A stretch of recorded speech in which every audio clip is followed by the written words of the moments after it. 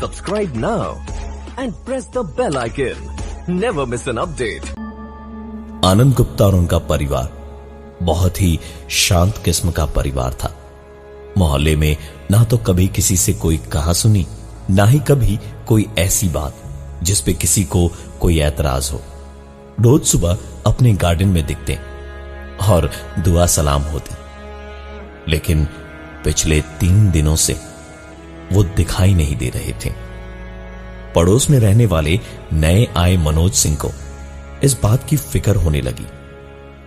वैसे तो किसी की निजी जिंदगी में कभी उन्होंने दखल अंदाजी नहीं की थी, लेकिन इंसान अच्छे थे तो पड़ोसी होने का फर्ज अदा करने पहुंचे सीधे गुप्ता जी के घर और डोरबेल बजाई।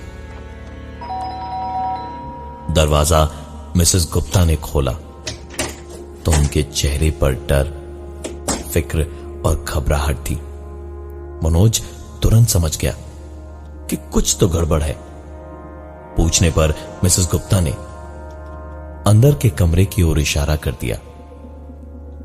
मनोज कमरे के दरवाजे तक पहुंचा और अंदर झांक कर देखा तो गुप्ता जी बिस्तर पर लेटे लेटे कुछ अजीब सा बर्ताव कर रहे थे।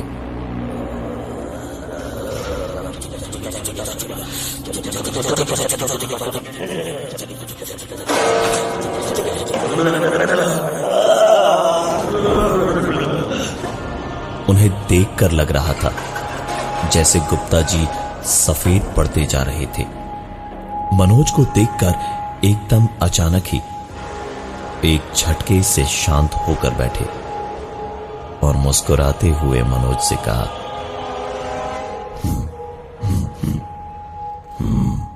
मनोज भाग जा यहां से, मुझे अकेला छोड़ दे, वरना तेरी बीवी और बेटी दोनों को मार दूंगा। मनोज बहुत ही शांत और पूजा पाठ वाला आदमी था। उसने मिसेस गुप्ता को देख के कहा, भाभी जी आप वहीं रहिएगा, मैं अभी सब ठीक कर देता हूं। मनोज बिना घबराए सीधा गुप्ता जी के पास गया और उनके दोनों हाथों को पकड़ के उनके कानों में कुछ मंत्र बुदबुदाने लगा।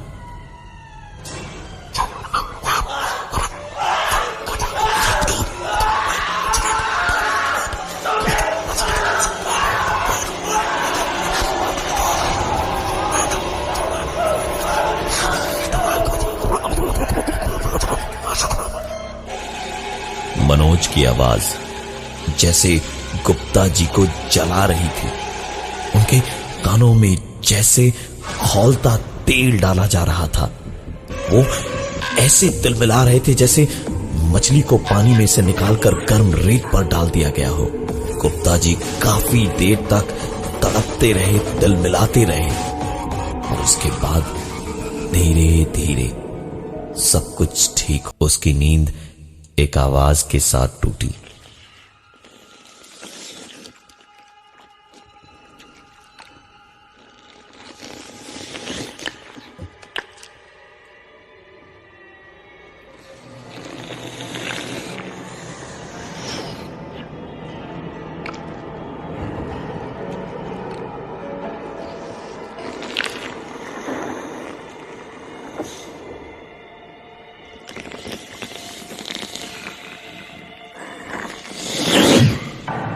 मनोज की आंखें खोली और उसने ध्यान से सुनना शुरू किया कि आखिरकार आवाज आ कहां से रही थी।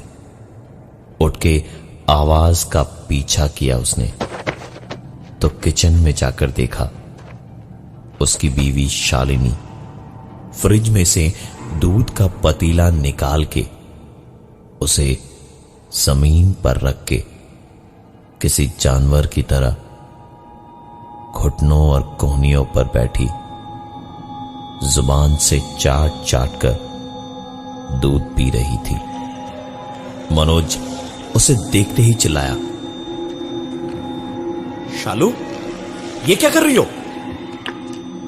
शालिनी ने उसकी ओर देखकर एक अजीब सी पागलों जैसी हल्की सी हंसी हंसी और उसी वक्त पीछे से उनकी बेटी कोमल ने कहा, चौंक क्यों रहा है मनोज?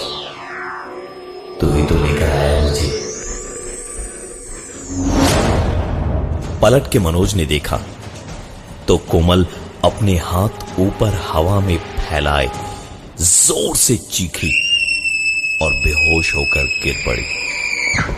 और इधर शालिनी भी ठीक उसी तरह चिल्लाते हुए बेहोश हो गई। मनोज ने तुरंत पहले अपनी बेटी कोमल को उठाया और ले जाकर कमरे में उसे बिस्तर पे सुला दिया। शालिनी को जब उठाने गया तो मनोज को पता चला कि उसने आज गुप्ता जी के घर जाकर कितनी बड़ी गलती कर दी थी। शालिनी प्याज काट रही थी। चाकू प्याज काटना खत्म कर चुका था, लेकिन इसके बावजूद शालिनी रुकी नहीं और उसने प्याज के बाद अब अपनी उंगलियां काटनी शुरू कर दी और पागलों की तरह हंसते हुए मनोज की तरफ देखती रही और फिर एक दहाड़ जैसी चीख मार के बेहोश होकर गिर पड़ी। मनोज ने घर को ताला लगाया और गाड़ी में शालिनी को बिठाकर सीधा गाड़ी स्टार्ट करके निकल पड़ा। शहर नया था, इसलिए रास्ते पहचानने के लिए उसने गाड़ी में जीपीएस लोकेटर लगवा रखा था। ऊपर से ऐसी सर्दी और इतने कोहरे में सिर्फ उसी का सहारा था। पूरे रास्ते जीपीएस लोकेटर ही उसे एक एक मोड़, हर एक चौराहे से किस तरफ जाना है और कितनी दूरी पर दाएं या बाएं किधर मुड़ना है सब बताता गया। Destination reached. आखिरकार पहुंच के गाड़ी रुकी। मनोज ने सामने देखा तो गाड़ी की हेडलाइट की रोशनी में सामने हल्के कोहरे में जैसे कोई चट्टान सी दिख रही थी। बिल्कुल बंजर सी मिट्टी, बेहद सर्द हवा में रात के वक्त उड़ती हुई धूल और वापस हल्के से घना होता हुआ कोहरा। जीपीएस लोकेटर मनोज को शायद गलत जगह ले आया था। शायद हॉस्पिटल हाईवे पे ही थोड़ा आगे होगा। यही सोचकर गाड़ी हाई बीम पे उसने की और बाहर निकल के 4 कदम आगे बढ़ के जहां तक नजर जा रही थी वहां तक देखने की कोशिश की कि ठीक तभी पीछे से गाड़ी का हॉर्न बजा। पलट के मनोज ने देखा तो गाड़ी का शीशा धीरे धीरे रोल होते हुए ऊपर की ओर उठ रहा था। उसकी बीवी अभी भी बेहोश ही पड़ी थी, तो फिर गाड़ी का हॉर्न कैसे बजा? और दूसरी तरफ गाड़ी का शीशा धीरे धीरे ऊपर कैसे जा रहा था? मनोज ने झपट के अपने हाथ खिड़की के चढ़ते कांच में डाला ताकि चाबी निकाल सके, लेकिन उसका हाथ उस चढ़ते हुए कांच में अटक गया।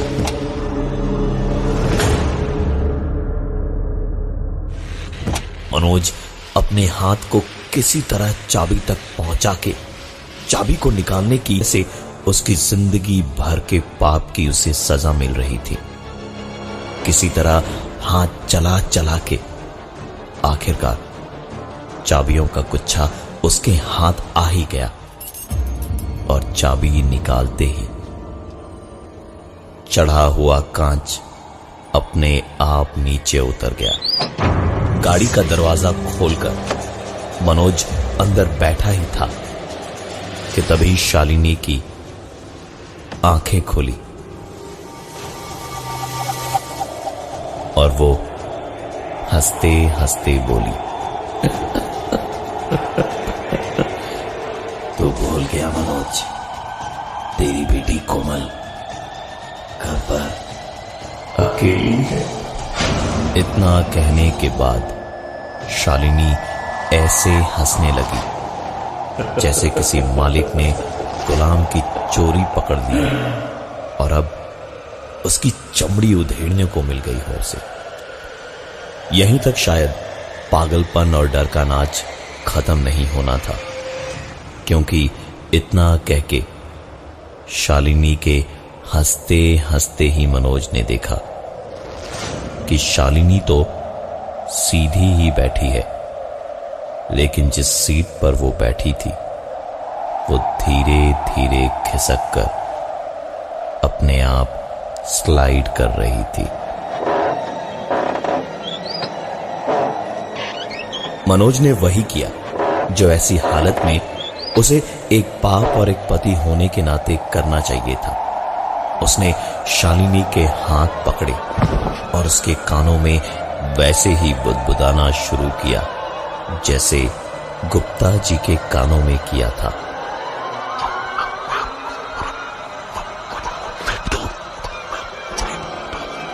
शालिनी गुप्ता जी की तरह तिलमिलाई नहीं, बल्कि जोर जोर से हंस रही थी, वो भी किसी मर्द की आवाज में।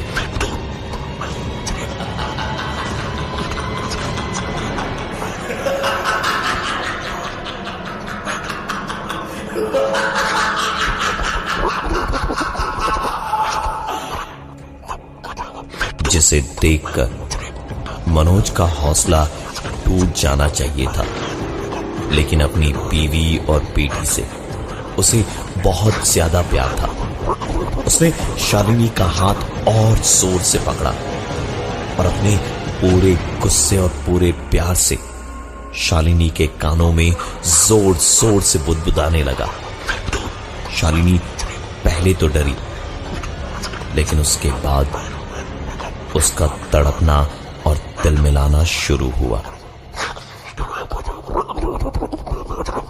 शालिनी शायद 2 मिनट तक चीखती गई और फिर आखिर में उसकी एक आखिरी जोरदार चीख निकली और गाड़ी के चढ़े हुए शीशे ऐसे फूट गए जैसे हर शीशे पर हथौड़ी एक साथ मारी गई हो। और इन सब के बाद शालिनी निढाल होकर बेहोश हो गई। मनोज उसके हाथ पकड़ के फिर भी उसके कानों में बोलता रहा और कुछ देर के बाद गहरी सांस छोड़ के सीट पर आराम से बैठा तो गाड़ी के अगले दोनों टायर एक के बाद एक जोर से ब्लास्ट होकर पंचर हुए। मनोज गाड़ी से निकलने की कोशिश करने लगा, लेकिन दरवाजे खोल नहीं पा रहा था और तभी गाड़ी अपने आप धीमे धीमे आगे बढ़ने लगी ढलान की तरफ।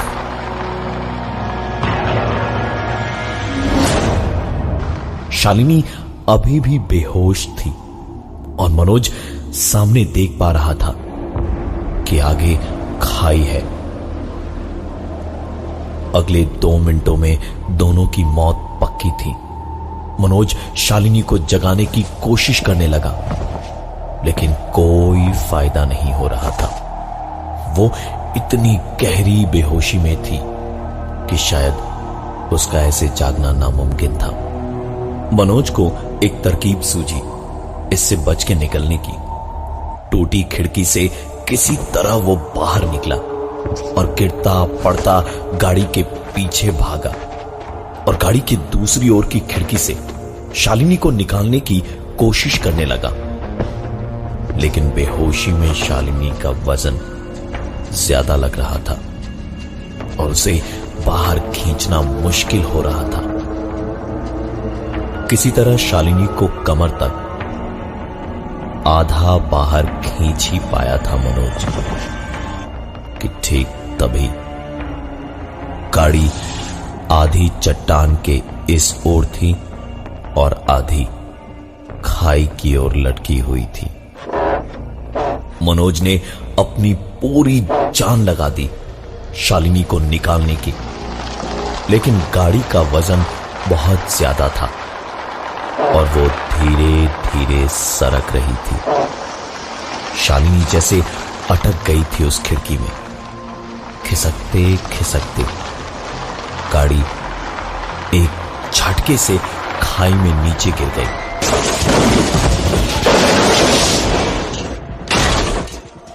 और शालिनी एकदम से खिड़की से छूट के मनोज की गोद में आ गई। मनोज की जान में जान आई कि उसकी शालिनी बच गई, लेकिन अगले ही पल उसे समझ आया कि ये क्या हुआ। अगले 2 मिनट तक सिर्फ मनोज की चीखें गूंजती रही उस वीराने में। शालिनी की धड़कनें तो चल रही थी, पर उसके बदन में कोई हरकत नहीं थी, क्योंकि वो गाड़ी की खिड़की के टूटे हुए कांच के एक निकले हुए टुकड़े में फंसी थी। और जब गाड़ी खाई में गिरी तो शालिनी की कमर से नीचे का हिस्सा कार में ही रह गया था और बाकी का आधा हिस्सा मनोज की बाहों में था। खून चारों ओर फैला था और मनोज का गला चीख चीख के उखड़ने लगा था। इतनी ही देर में सामने जेब से गिरा हुआ मनोज का फोन बजा, जो कोमल के नंबर से था। मनोज को अब अपनी बेटी को खोने का भी डर सताने लगा। उसने फोन उठाया तो दूसरी तरफ से एक आवाज ने उससे कहा, आइंदा मेरे जैसे किसी का रास्ता रोका तो तेरी बेटी भी मारी जाएगी।